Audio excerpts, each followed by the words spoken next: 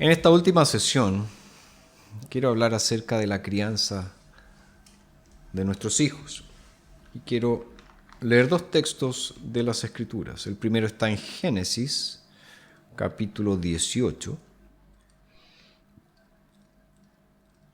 versos 17 al 19. Dice: Entonces el Señor dijo: He de encubrir a Abraham lo que voy a hacer, sabiendo que Abraham será una gran nación y poderosa, y que en él han de ser benditas todas las naciones de la tierra. Porque yo lo he escogido y sé que mandará a sus hijos y a su casa después de él, que guarden el camino del Señor, practicando la justicia y el derecho, para que el Señor haga venir sobre Abraham lo que ha hablado acerca de él. Y en Efesios capítulo 6, verso 4 leemos: Y ustedes, padres, no provoquen a ira a sus hijos, sino críenlos en la disciplina y la instrucción del Señor. En la primera sesión establecimos los fundamentos de lo que significa ser un hombre creado a imagen de Dios. En la segunda tratamos acerca de nuestro rol como maridos y vimos que nuestra principal labor es amar a nuestras mujeres. En esta sesión vamos a abordar la manera en que desarrollamos nuestra labor como padres. Bajo este enorme paraguas de la crianza hay una serie de temas relacionados, pero los voy a organizar de acuerdo con las tareas proféticas, sacerdotales y reales registradas en las Escrituras que mencionamos en la primera sesión. Una verdad fundamental es que Dios nos ha dado hijos para criarlos para Él. El Catecismo Menor de Westminster, en su respuesta a la primera pregunta, dice: el fin principal del hombre es glorificar a Dios y gozar de su presencia por siempre. Si el fin principal del hombre es esto, por lo tanto, el fin principal de los padres cristianos es criar hijos para la gloria de Dios. Nuestra tarea como padres comienza antes de que nazcan nuestros hijos y continúa después que ellos crecen y salen de casa. Esa responsabilidad continúa mientras vivamos, ya que debemos seguir orando y cuidando a nuestros hijos y también a los hijos de nuestros hijos, es decir, a nuestros nietos. El día cuando nuestros hijos abandonan nuestro hogar para vivir separados de nosotros, casarse y establecer sus propios hogares, aún en ese tiempo, ellos son y seguirán siendo nuestros hijos. La crianza de los hijos es un tema importante porque no podemos cambiar nuestra opinión sobre ellos o alejarnos de ellos. Incluso los divorciados que tienen hijos, aunque están separados, no pueden deshacerse de sus responsabilidades como padres. Tener un hijo es un acontecimiento que cambia la vida, porque a partir de ese momento, el hombre y la mujer son padres.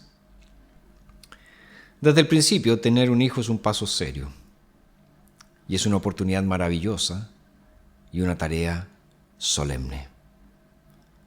Pero eso es solo el comienzo. Cuando Isaac, el hijo de la promesa, nació de Sara y de Abraham, fue una ocasión para la risa, el regocijo y la celebración. Sin embargo, sabemos que hubo tiempos tristes más adelante. También sabemos que Isaac, Jacob, José y otros tantos patriarcas experimentaron muchas pruebas y desafíos. Cuando Dios le dio a Abraham y a Sara un hijo, cuando les dio a Isaac, fue solo el comienzo de una tarea monumental. Y lo mismo se aplica a todos los padres cristianos hoy.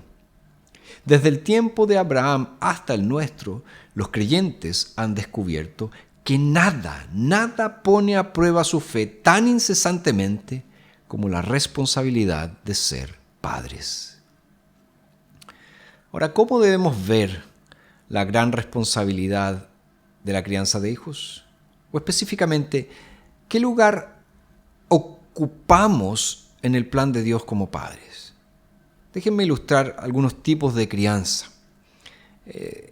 Algunos de estos modelos van a variar según las diferentes culturas. y algunos incluso pueden parecerte un poco ridículos.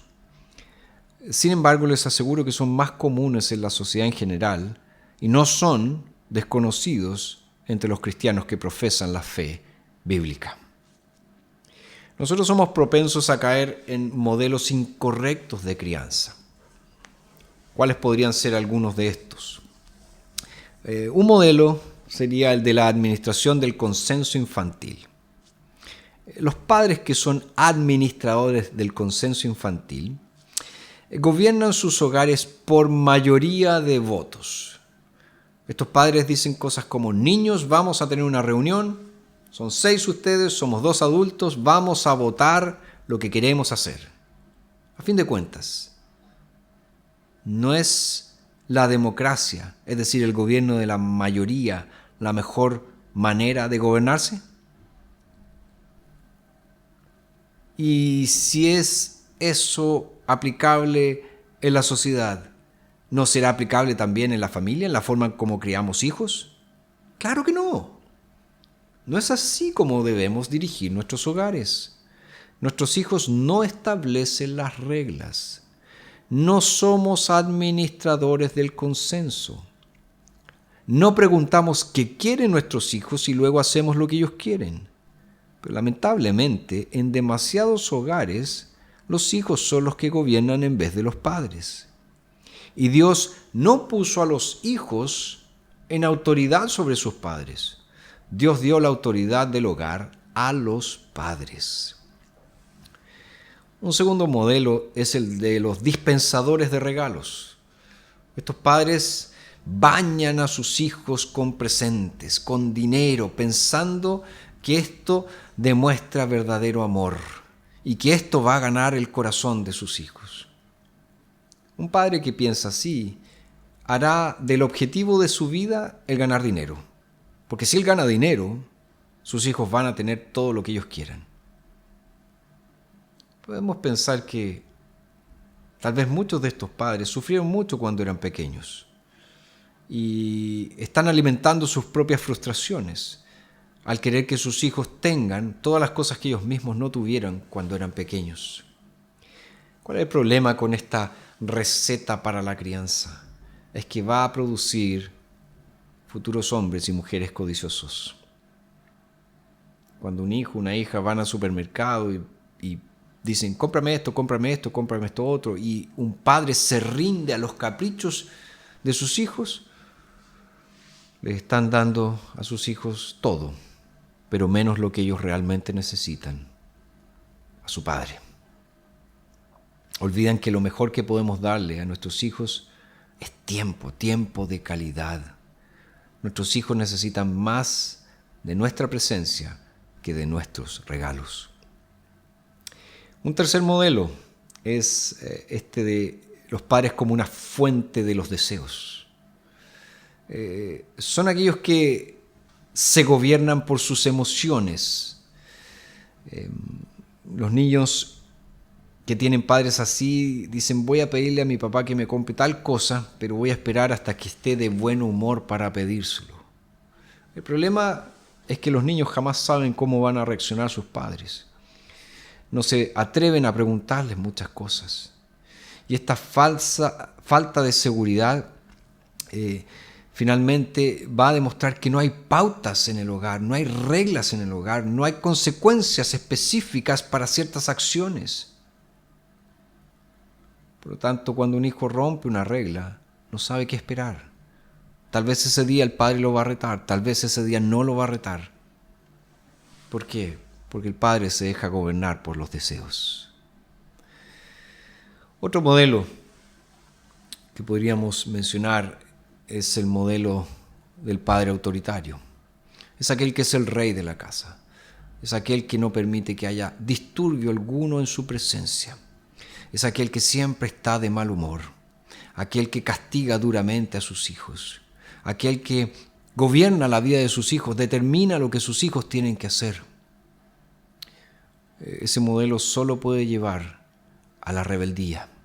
Tal vez no sea una rebeldía manifiesta, tal vez sea una rebeldía oculta del corazón, pero que algún día se va a expresar causando grandes estragos.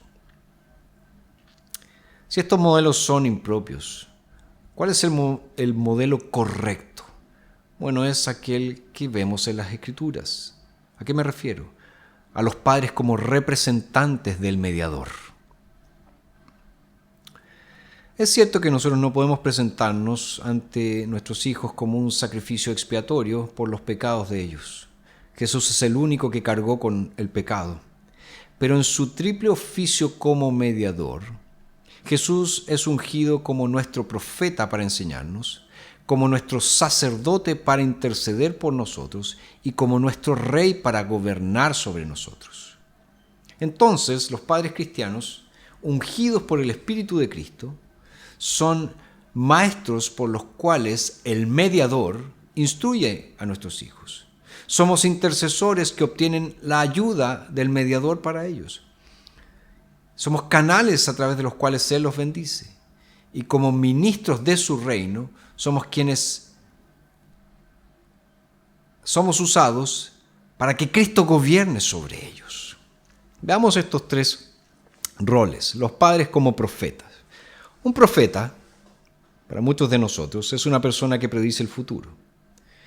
Y algunos profetas bíblicos hicieron eso en diferentes niveles. Pero predecir el futuro no era la tarea principal del profeta. La tarea esencial de un profeta era ser un portavoz de Dios, aquel que llevaba la palabra de Dios al pueblo. La palabra profeta significa uno que se manifiesta o habla. Y como profetas para nuestros hijos, ¿qué tenemos que hacer? Exponer la mente y la voluntad de Dios tal como se revela en las Escrituras, en la Biblia. Debemos enseñarles qué cosas deben creer con respecto a Dios y lo que Dios exige de ellos. En particular, debemos instruirlos en el camino de la salvación de Dios en Cristo. Esa es nuestra tarea como padres profetas. Y es vital que ministremos a nuestros hijos, pero cómo lo hacemos es igualmente importante. Un profeta hablaba en nombre de Dios a su pueblo. No lo hacía con frialdad, no lo hacía sin emoción. De la misma manera, los padres no deben enseñar a sus hijos sin fuego, sin emoción, sin entusiasmo. Proclamar la palabra del Señor no es una tarea fría, sin emociones. Es una vocación apasionada e irresistible, encendida por el fuego de la fe y el amor. La manera en que los padres deben enseñar las Escrituras a sus hijos es la que encontramos en las palabras del apóstol Pablo. ¡Ay de mí si no les hablo a mis hijos acerca del Señor! ¡Ay de mí si no los entreno en los caminos de la piedad! Debo traerles la palabra de Dios. No debo hervir en ira ni perder el autocontrol, sino ser apasionado con la verdad de Dios. Debo mostrar a mis hijos la importancia de una convicción profundamente arraigada y profundamente sentida acerca de las verdades de la palabra de Dios. El ministerio a nuestros hijos debe venir también de nuestro corazón. Eso debe ser evidente para ellos. Debemos mostrarles que la mente y el corazón se encuentran cuando hablamos la verdad de Dios. O como dice Pedro en su primera carta, si alguien habla, hable conforme a las palabras de Dios. Las expresiones del mensajero deben coincidir con el contenido del mensaje. Nuestros hijos deben entender que amamos sus almas más que cualquier otra cosa en la tierra. Y podemos mostrarles esto hablando la verdad de Dios, no con hechos complejos y áridos, sino como la palabra viva de Dios. Eso es acerca de los padres como profetas. Veamos algo acerca de los padres como sacerdotes. La obra de Jesucristo giró en torno a su oficio como nuestro gran sumo sacerdote.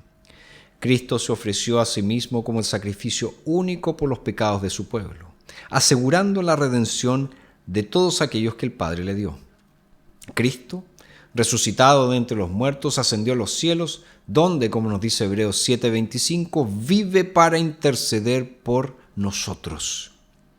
y derrama el Espíritu Santo sobre la iglesia para que podamos tener una verdadera comunión con Él y ser partícipes de todas sus bendiciones de la vida eterna, de la justicia y de la gloria. A la diestra de Dios, Cristo se asegura de que nuestra redención se aplique completamente a nosotros, a pesar de nuestros pecados, a pesar de las tentaciones, a pesar de las acusaciones de Satanás. Y Él garantiza que el trono de Dios sea un trono de gracia para nosotros, porque el corazón de Cristo está lleno de tierna simpatía por nosotros en todas nuestras pruebas. Una de las maravillas del nuevo pacto es que todo creyente es un sacerdote en Cristo. No somos mediadores, no podemos ofrecer sacrificios para expiar los pecados, pero sí tenemos acceso a Dios, incluso plena confianza para entrar a través de Cristo. Y debemos usar ese acceso para orar unos por otros, por nuestros hermanos, por los que predican la palabra, por los reyes y por los que están en eminencia, e incluso por los que nos persiguen. Somos llamados a entregar nuestras vidas en amor los unos a los otros, en sacrificios espirituales a Dios, dando gracias a su nombre, haciendo el bien y compartiendo con los demás. Somos llamados a trabajar para que nosotros como sacerdotes podamos presentar a los que están bajo nuestra autoridad ante Dios como sacrificios santos o santificados por el Espíritu a través del Evangelio. Y en particular, como sacerdotes en el hogar, debemos presentarnos como siervos y representantes de Cristo, nuestro gran sumo sacerdote, quien bendice a nuestros hijos a través de nosotros. Y debemos orar por ellos sin cesar, debemos interceder por ellos sin cesar, para que Dios haga una obra en sus vidas.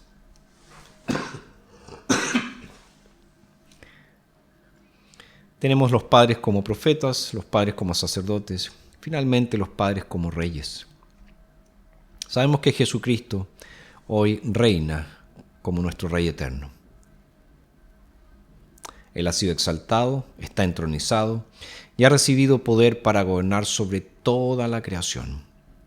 Y el gobierno de Cristo es un gobierno amoroso. Él es el príncipe de paz. Su reino es un reino de paz. Él no vino para ser servido, sino para servir. Y necesitamos que Cristo reine sobre nosotros como Rey, siendo gobernados por Él, viviendo en sujeción a su palabra y a su espíritu. Ahora, la Biblia nos enseña que los creyentes tenemos el privilegio de compartir este reinado y gobierno de Cristo. De hecho, ya hemos sido elevados y hemos sido sentados junto a Cristo en los lugares celestiales. Por lo tanto, los cristianos tienen el privilegio y la responsabilidad de usar cualquier autoridad que Dios les dé en este mundo para representar a Cristo y promover el crecimiento y el bienestar de su reino. Y esta verdad tiene directa relación con la forma en que los padres cristianos crían a sus hijos. Debemos cumplir nuestros roles como padres con la debida comprensión de nuestra autoridad dada por Dios para hacerlo, y debemos insistir en que nuestros hijos deben honrar esa autoridad. Dios nos ha asignado esta tarea y nos ha dado la autoridad para cumplirla en su nombre. Tenemos que decirle a nuestros hijos: hijo, hija, Dios me ha asignado esta tarea de criarte. Debo seguir sus mandamientos, debo enseñarte su palabra, debo disciplinarte de acuerdo con su ley, por amor al Señor. Desde que son pequeñitos, nuestros hijos deben entender que Dios nos ha designado para que los criemos en la disciplina y amonestación del Señor. Ahora, hemos visto estos tres roles. ¿Y qué podemos hacer para traer a nuestros hijos a Cristo? Bueno, aquí hay algunas cosas que podemos realizar. En primer lugar, debemos estar completamente convencidos de que nuestros hijos necesitan a Cristo y necesitan su salvación. Este es el punto de partida. Jamás llevaremos a nuestros hijos a los pies de Cristo si no entendemos la gran necesidad que ellos tienen de Cristo Jesús. En segundo lugar, debemos entender que nuestros hijos le pertenecen al Señor. Él es el Dios del pacto y Él ha dicho que será nuestro Señor y el de nuestros hijos por siempre. En tercer lugar, Debemos someter a nuestros hijos al Señor. No solo presentarlos en el bautismo, sino enseñarles a que ellos deben vivir en conformidad con la voluntad de Dios. Además, debemos hablar y vivir con nuestros hijos de una manera cristocéntrica todos los días. Que ellos vean que Cristo es lo que gobierna nuestro corazón, que ellos vean que Cristo es el que habita en nuestra vida. También debemos esforzarnos por dejar una huella de una vida piadosa delante de nuestros hijos. Ellos tienden a disfrutar las cosas que nosotros disfrutamos. Y si ellos nos ven disfrutar, apasionados con el Señor, con su obra, con la verdadera piedad, eso dejará una marca en sus vidas. También debemos mostrarles a nuestros hijos reverencia y gozo para con el Señor. Reverencia en el culto, gozo en el culto, que ellos nos vean que cuando llegamos a adorar al Señor venimos con reverencia, porque Él es Dios, pero también con alegría, porque Él es nuestro Salvador, nuestro Rey, nuestro Señor. También debemos enseñar a nuestros hijos todo el consejo de Dios, tanto la ley como el Evangelio. Les enseñamos la ley para llevarlos a la convicción de pecado. Les enseñamos el Evangelio para mostrarles la salvación. También debemos mostrarles a nuestros hijos una visión cristocéntrica de los temas actuales, lo que está sucediendo. Y deja que tus hijos se expresen, que den sus opiniones, y tú encaminas esas opiniones a lo que Dios dice en su palabra. Además de eso, debemos amorosamente advertir a nuestros hijos acerca de lo que significa estar sin Cristo. Nuestros hijos tienen que darse cuenta que no importa su apariencia, no importa su inteligencia, no importa lo que obtengan, si ellos no tienen a Cristo, no tienen nada y van al infierno. Si tú piensas hoy, está bien, mis hijos ya crecieron y he fracasado. Mis hijos son impíos, no buscan al Señor. Ellos ya tienen familia, ya tienen sus propios hijos. Te sientes abrumado, te sientes incapaz de llevar a Cristo. Y te preguntas, ¿qué puedo hacer? ¿Qué puedo hacer? Dios tiene una promesa para ti. En el Salmo 103, verso 17 dice, pero la misericordia del Señor es desde la eternidad y hasta la eternidad sobre los que le temen, y su justicia sobre los hijos de sus hijos. Por lo tanto, enseña a tus nietos los caminos del Señor. Llévalos a los pies de Cristo. Tal vez, si ellos vienen a Cristo, hará que tus hijos regresen a la fe. Nunca, querido, nunca es demasiado tarde para influenciar.